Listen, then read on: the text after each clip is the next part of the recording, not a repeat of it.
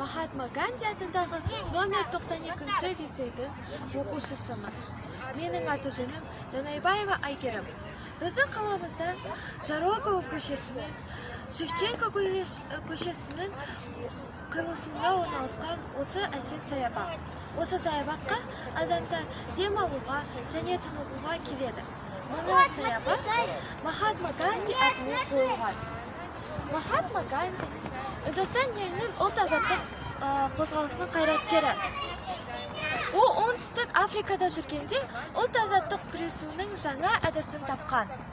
Осы әдіс бейбіт жолмен қарсыласудың теориясы мен тактикасы. Оны сатьяграха деп атап кетті.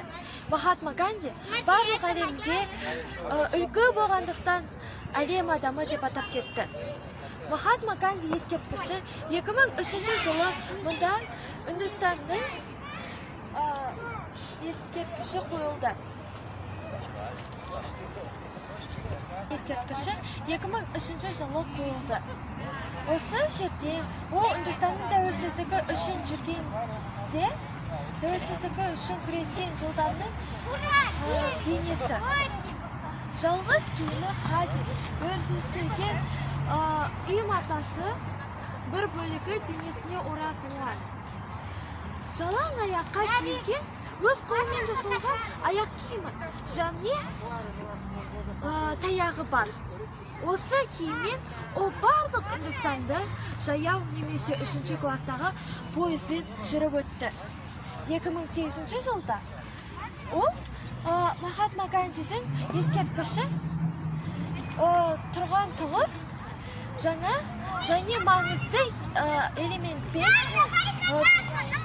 толықтырылды. Осы элемент Махатма Гандидің сөзі мен мәрмәр тасы. Оның сөздері менің дінім ақиқат пен ертіліктен тұрады. Менің құдайым ақиқат, ертіліктің оның жетудің жолы. Махатма Ганди атындағы номер 92-ші мамандандырылған лицей Қозыбаев көшесінде орналасқан. Осы мектептің директоры Еролан Шейінбаев Әсентайұлы. Сізден көргенде міне мына жерде лицейдің тарихы. 1963 жылы лицейдің іргетасы қаланды. 2006 жылы болса Махатма Гандидің есімі қойылды. Махатма Ганди мектебі үнді елдің тығыз байланысқан. Үнді тілін өз еркімен үйрене аласың.